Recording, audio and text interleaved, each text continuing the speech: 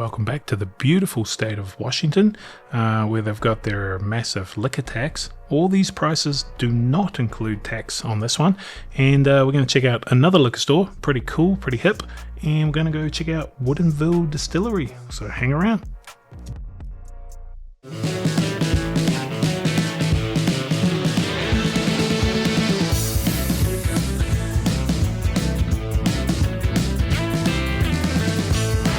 In this video, we're going to check out Proper Ernest in Woodinville, Washington, and at the end, we're going to check out Woodinville Distillery. So I always forget to take a video of me walking into a store, so I've used the old Googles. And a nice little strip mall here, and Proper Ernest, pretty cool place. Let's go check it out. So I don't know if you saw my other video, but one thing to be aware of here is these prices do not include tax. So there is basically a 23% on top of all these prices. So these prices look a lot better, but they're not, because there's about a quarter left on it. Like you can see over there, $2.09 for that old granddad. Well, at the end of the day, it is a lot more than that. And they have Jack 12 sitting on the shelf at just a random liquor store, and you wonder, like, $140 for the Old Forester Rye plus 21%, you know, $80 for the Caribou, fuck that. But $180, let's zoom in and see what that actually would cost. So $180 plus $36.90 and sales tax and another $2.80 and some other tax comes out to $219. So $220. You can sort of get it for that price on secondary, delivered to your door. It's not bad, but it is 100% secondary pricing. And so I guess that's why a lot of the stuff sits here. Like for $180, I probably would have bought that. But when you add the tax, no thanks. So, once again, there's a Master's Keep back there, Triumph, another Old Forester single barrel blue label up there, a Penelope, that's one of those estate editions by the look of it, and the cigar batch. Like, you just don't really see this sort of selection in Tennessee.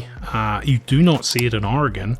But in Oregon, like I say, 0% sales tax, mandatory state minimum pricing. So you take one with the other. You either have very expensive prices and they sit on the shelf, or you have very cheap prices and you have to line up. There's no in between. Some High West stuff there. The black cask strength High West is apparently very good, I was told by a subscriber. And I haven't actually tried that. I've tried a few of the other High West, the Campfire, just not my deal. Which made buying anything else, you know, not ideal. But I will have to try those cask strength, but not with a 20-odd% tax. Some Redwood Empires over here. A whole bunch of tin cups at Tin Cup 14. Another member / subscriber sent me a sample of that Tin Cup 14. That was really good. And then Larceny apparently voted best bourbon. You know, Larceny barrel proof is fine, but there's no way is it any shape the best bourbon of anything. Some Castle and Keys, Smooth Ambler, Stranahams, Henry McKenna for $70 plus tax. And then the Wild Turkey 101 8-year that seems to be everywhere, $49.99. Great price with 21% tax. I'm not even going to say it anymore. Anyway, tax sucks. That Redwood Empire is all really good. I do prefer the black label ones, which are cask strength, but if you're not into such high proof ones, check out those white label ones. They're pretty good. That Horse Soldier, that's even signed by some guy. I don't really know who it is, but sometimes some of these store pick ones can be incredibly high proof and can be really, really good. There's all sorts of rumors that this stuff may be a Buffalo Trace distillate, but cannot confirm or deny. And there's all the Woodinville. Hang around till the end of this, and we will go visit Woodinville and pick up a much better bottle than those. We tried a lot of those Woodinvilles at the distillery later on. Much preferred their sort of cask strength stuff and their aged 8-year man, 8-year rye is amazing. I'm not a really big fan of their bourbon for whatever reason, slight crafty note. That Chambers Bay, I have not seen that before. Boathouse Age Spirit. Probably something they put on a boat and floated around. Let me know what you think about that, or if you've heard of it. And Bainbridge Battle Point Whiskey. This might be like some local Washington. This might be the local Washington area. Have not seen any of those. Uncle Nearest, once again, could be in trouble. Might want to buy up their stuff because they may not be around. Yellowstone and Wyoming Whiskey. Yellowstone's pretty good. And Wyoming Whiskey, I've heard good things. I haven't really drunk a bunch of it. Michter's and Smoke Barrel. You know, once again, you look at the prices, uncut, unfiltered for $99. Relatively normal MSRP, but I think you have to add on the 21%, which makes it a little bit expensive. So this store was cool. Later on, you'll see the owner of the store. He was all tie-dyed, shirted out, typical West Coast boy. But a really cool, hip old store, and they had a lot of good stuff. Just that tax, man.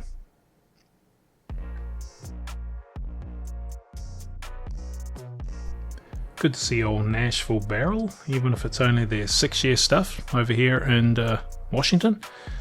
And I think I've said it before, but one of the things with Nashville Barrel is check for the darkness, man. If it's a dark bottle of dark whiskey, it's almost a buy regardless, but man. So another A125. Probably would have picked up a B, but maybe not honestly with the tax, maybe not. Some toasted barrel stuff there. Now this is more a local stuff. Crater Lake, obviously down in Oregon. And Templeton, Grandad. Normal bottom shelf stuff. Mellow Corn and JTS Brown. All the way out here in Washington. I was pretty surprised to see that.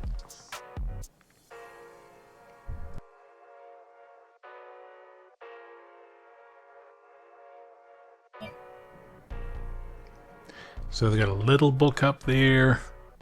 What is that one? So that's old chapter 9. You know, Jack Daniel's Sinatra back there, and they had the Old Fit 7-year. Knob 12, Knob 10. Looks like a Discovery 10. Some of the other Bardstown stuff there. That Old Man Winter, $250. Like I've seen it at Liquor Barn in Kentucky, much cheaper than that.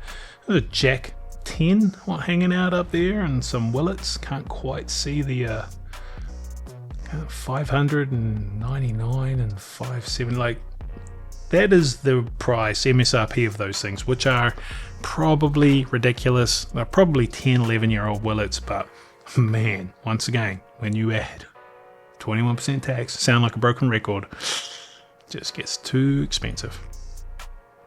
The Double Oak, I wouldn't even pay $200 for it, let alone $249 before the everybody 21% tax.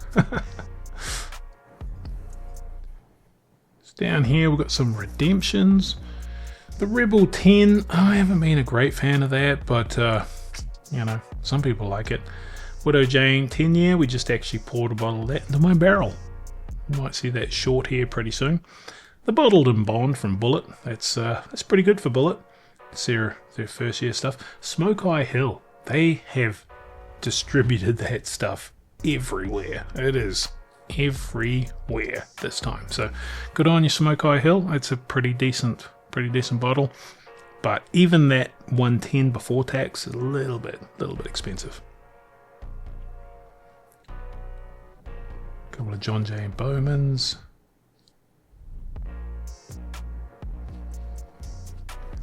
Got the High Rye Bakers that nobody really seems to like, but I haven't tried it. Benchmark in early times. I thought, was there any black tops? There were not. Can't quite see because it's very dark, but they are all blue tops. And some store pick 7092s. Once again, very eclectic store that I think is just a little bit hamstrung from the taxes. So but that's why all this stuff's sitting on the shelf. So I think if you have an enormous amount of money, you just come to Washington and buy what you need. Had to check out mallow corn. I know a lot of people said they don't have mallow corn in their area. I honestly don't think we have it in Tennessee either, but looks like Washington does.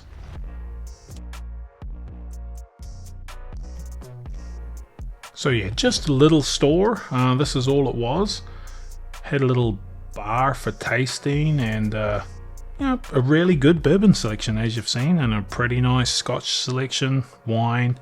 So this was one of the places that they recommended me go visit at Woodinville. Now, I think a lot of people from Washington have said in my last video, and so the Woodinville people said, if you want to buy whiskey or bourbon, you go to a supermarket nowadays.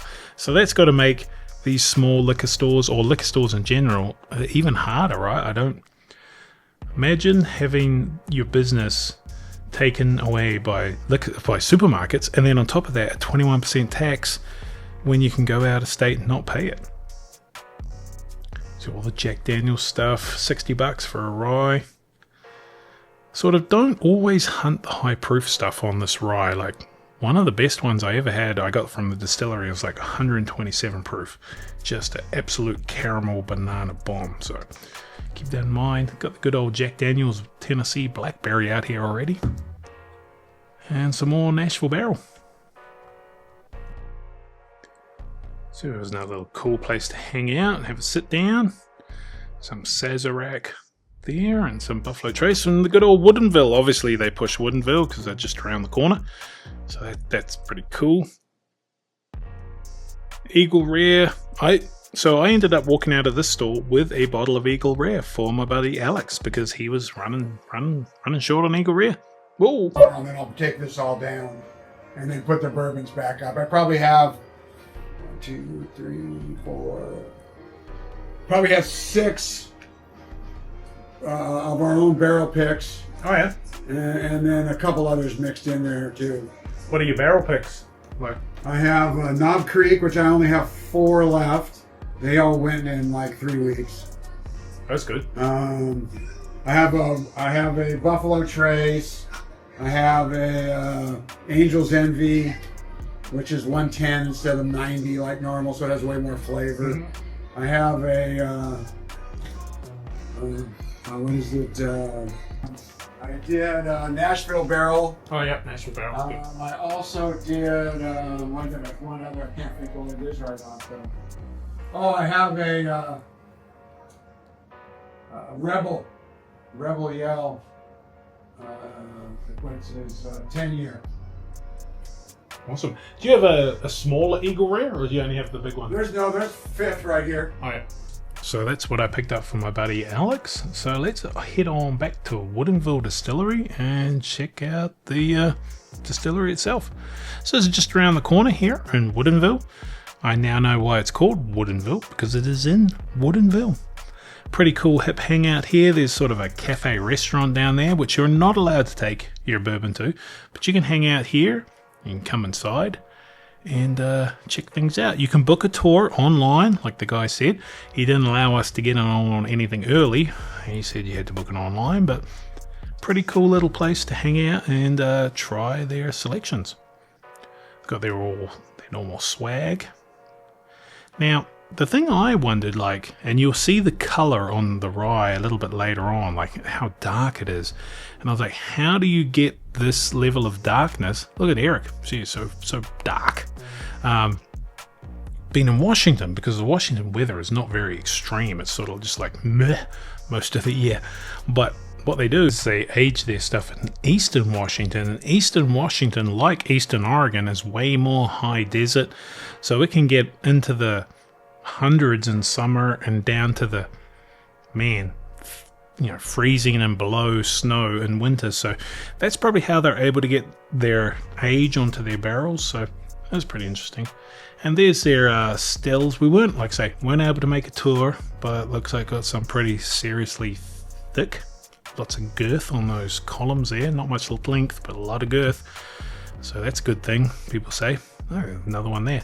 A couple of doublers, and this was like a laser system. Laser. that you could print stuff on if you wanted to get your bottle engraved, I guess.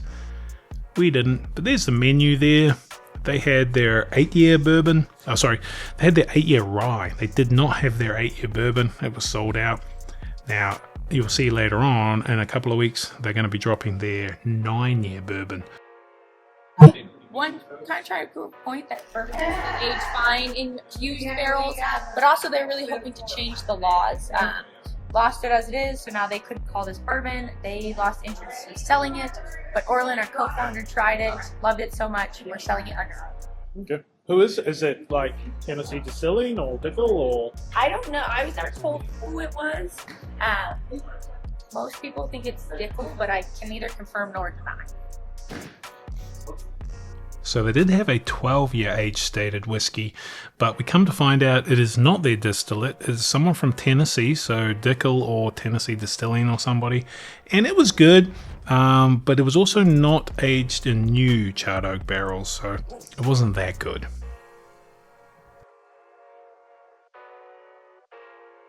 So what we did pick up is this 8-year rye whiskey. Look how dark this thing is, and I don't get any of that craft funk off it. It was really, really quite good. Very similar to like a 13th Colony rye, so... Expression. So our rye is 100% rye whiskey. There's no other grain used in making it. It's aged in a brand new American oak barrel, but we used the same type of rye you make bread with. It's kind of a different strain than typically used distillers grade rye. So that comes through in the flavor profile. You get more kind of a soft, sweet baking spice out of it. And how do you get that color? That just naturally happens. 8 years and then you age it all here. And what's it? It gets aged in Eastern Washington. So we just distill everything here. Yeah, and then we truck it out. The picture next to the TV, those black buildings in the back, those are the rick houses. That's where all the barrels sit. You get some temperature swings out there, okay? Yes. Yeah. Yes. The summers in Quincy can reach. That's Quincy, Washington. Quincy. Can reach close to 100. Winters get down to the negatives.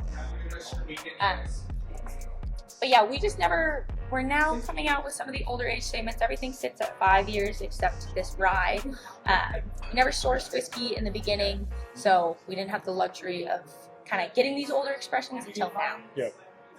Oh, I tried your 8-year bourbon. It's all right. It's a big fan. My buddy, but you don't have that. We don't have the 8-year bourbon. Nope. 9 years, sure. 9 years. That's it. No, I don't think I will be around this one, but it'll be. Just change your fucking. It's like a brandy style kind of liqueur. It's a sour cherry kind of spice liqueur.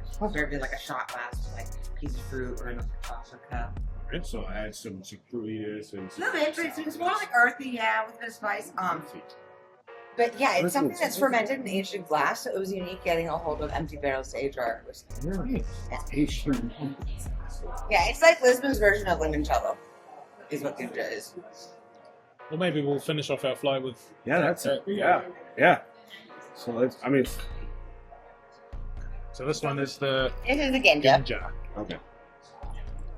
But here's the thing. Port bourbon's my favorite, so I'm making you try one of that too. Port bourbon. Thank you. And that was the port. Yeah, it's in the back one is the port bourbon. Oh, Here, we'll do this. Don't lose track. Ginja. Ginja. Okay. Thank you. Very well. and then we also tried the port rye.